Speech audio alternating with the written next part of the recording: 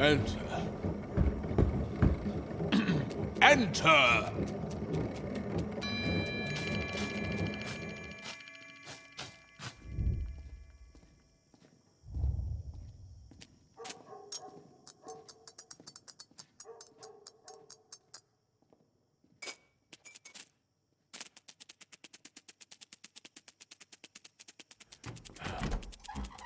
Young man, why are you here? My name is Joseph K.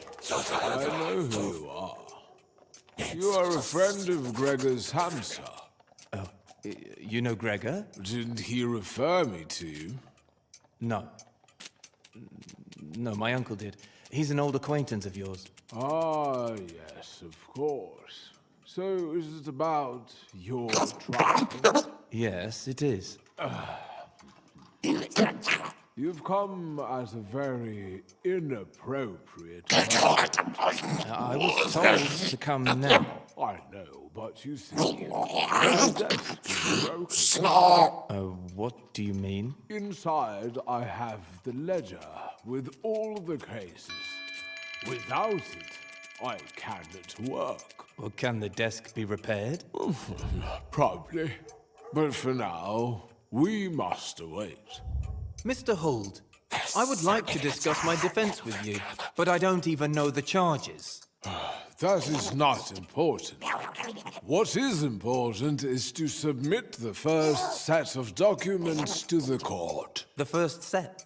What are they? The defense doesn't have access to court records, especially not to the indictment. That means we generally don't know, or at least not precisely, what the first documents need to be about.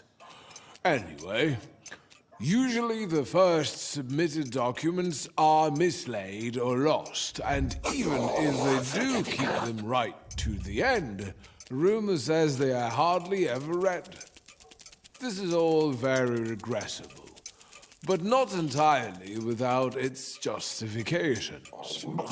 You should not forget, Mr. K, that there is no law that says the trial has to be public.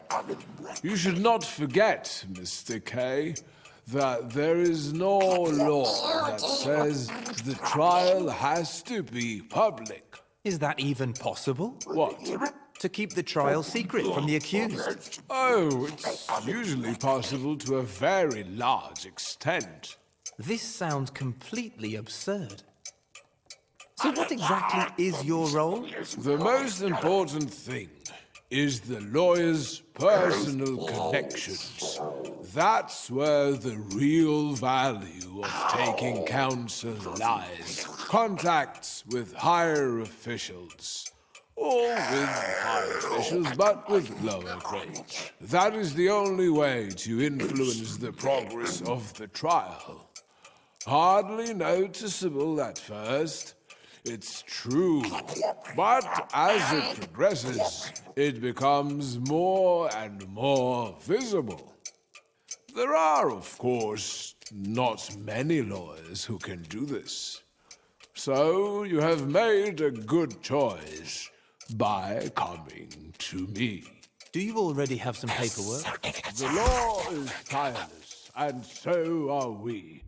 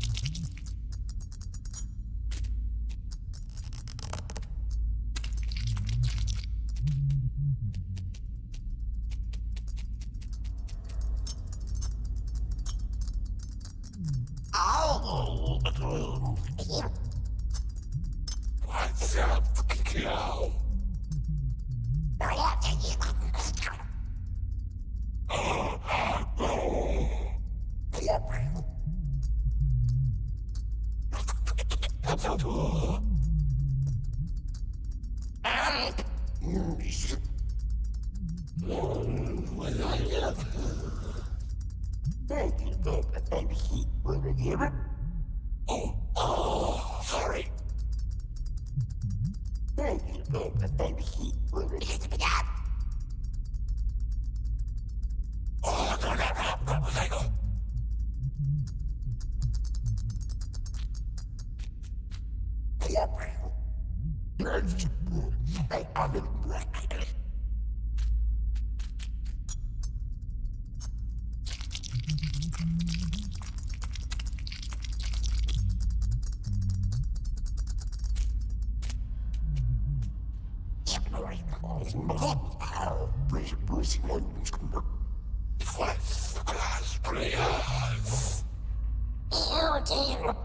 Problem. I am most able. Oh, I will go.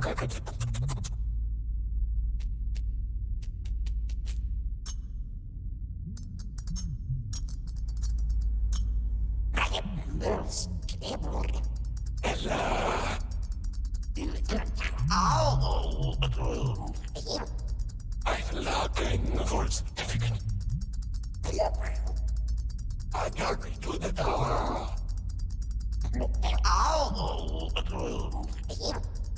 Oh, where is this certificate? Not yet.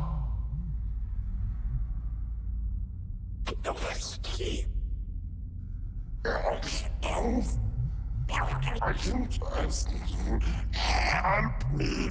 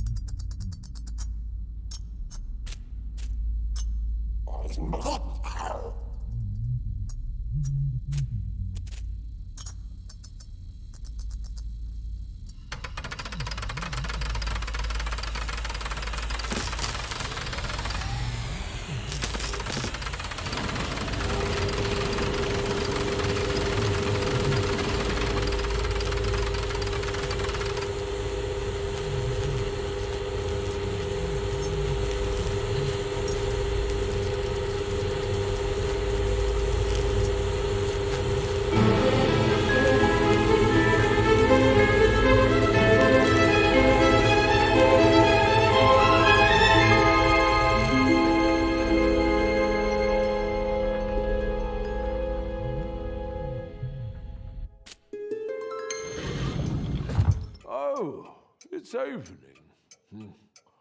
What do we have here? Oh, a certificate. Related to a trial. We'll need it today. Can I see it? No, don't worry. But your desk. It's working. Don't get so excited, Mr. K. Please, keep your composure. Now, let me see. Yes, just what I thought.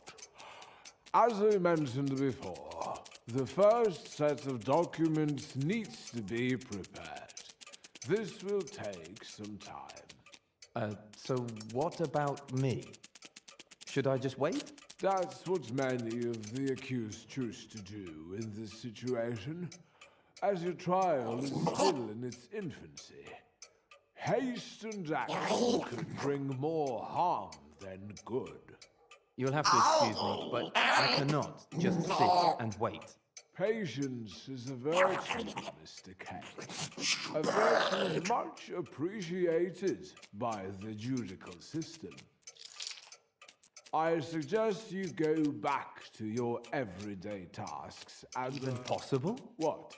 To keep the trial secret from the accused.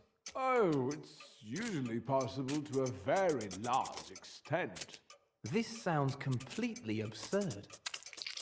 So what exactly is your role? The most important thing is the lawyer's personal connections. That's where the real value of taking counsel lies. Contacts with higher officials. Or with high officials, but with lower grades. That is the only way to influence the progress of the trial. Hardly noticeable at first, it's true. But as it progresses, it becomes more and more visible. There are, of course, not many lawyers who can do this. So you have made a good choice by coming to me. Do you already have some paperwork? The law is tireless, and so are we, the defense. It should come to no surprise to you that we have an extensive network for relevant information. Your case is a very interesting one. Indeed, things like this don't come all of a sudden. They start developing a long time beforehand. There must have been warning signs of it. Could I see those documents? Your trial is still in its infancy. You would get the wrong impression after reading them. They are destined for me, not for you. Trials run their course all by themselves. All they really need is a nudge from time to time. After reading the papers, you could get the wrong idea and start acting erratically. This would for sure complicate the case. This obviously is a very stupid system. How can one defend himself if he doesn't know what he stands accused of? It's far from being the lawyer's job to introduce any improvements in the court system or even to think about it. It's far from being the lawyer's job to introduce any improvements in the court system or even to think about it. Many of them spend time on the matter, time that could be spent far better elsewhere. The only right thing to do is to learn how to deal with the situation as it is. Any other approach is simply superstitious nonsense and might do incalculable harm. Not to mention attract the special attention of the officials. Never attract attention to yourself. Mr. Holt, I would like to discuss my defense with you. Oh, these stamps. Oh, the certificate. Did I stamp it already? Anyway, it's official now. I'll put it with your documents. I don't quite remember why it was needed. Documents? What documents? Mr. Holt, I'm withdrawing your representation in my case with immediate effect. Do I understand you right? I think you do. Well, we can certainly discuss this plan of yours. It's not a plan anymore. We still mustn't rush anything. Nothing is being rushed. Everything has been thought through, probably for too long. The decision is final. Then allow me to say a few words. You are running the risk of catching a cold for no reason. The circumstances are important enough, and you've become impatient. I am not impatient. It is just that I came to you, hoping that this case would become less of a burden for me. Well, quite the opposite is happening. If you would represent me, I will end up worrying about the case much more. I will always, without ceasing, be waiting for you to do something. It will grow more and more tense. As for the information about the trial itself, you won't even tell me when it will occur. And I am left guessing that it's getting closer and closer. After a certain point in the proceedings, nothing new of any importance ever happens. So many litigants at the same stage in their trials have stood before me just like you are now, and spoken in the same way. Then all these other litigants have been right, just as I am. I wasn't trying to show that you were mistaken, but I expected better judgment from you than from the others. I've given you more insight into the workings of the court and my own activities than I normally do. But despite that, you have too little trust in me. You're not making it easy for me. You see, I have the impression that you have not only misjudged the legal assistance I have given you, but also that you believe that you are being handled with apparent neglect. Even that has its reason. It is often better to be changed than to be free. Mr. Hull, what will you undertake on my behalf? I should continue with what I've already been doing for you. And that's just what I thought. You don't need to say another word.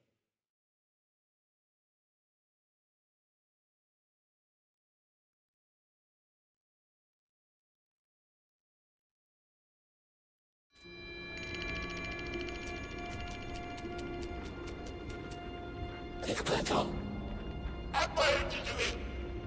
I won't. First class players.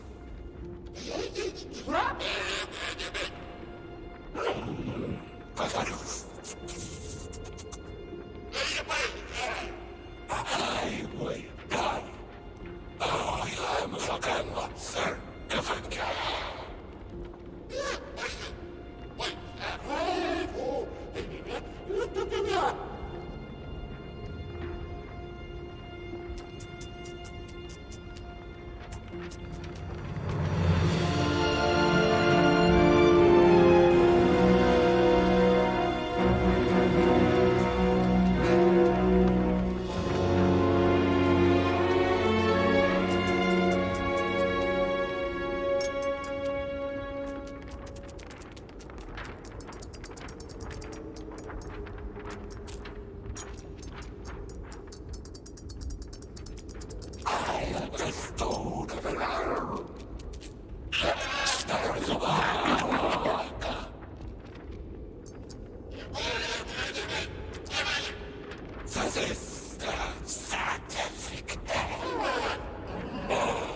Sorry.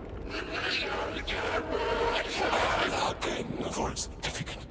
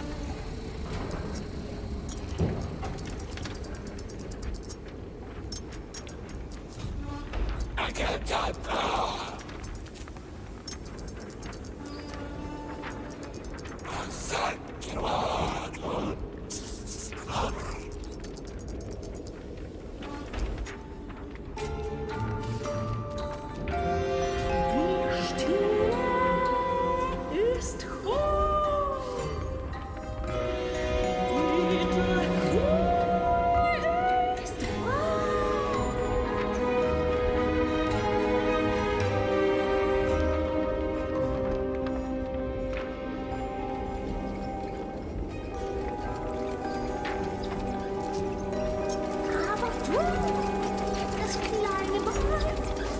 Irgendwas. So.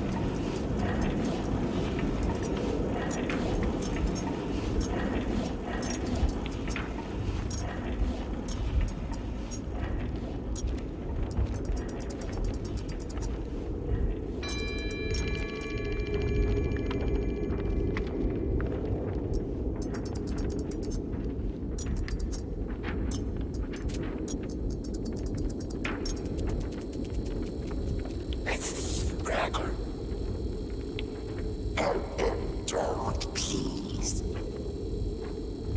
One sec.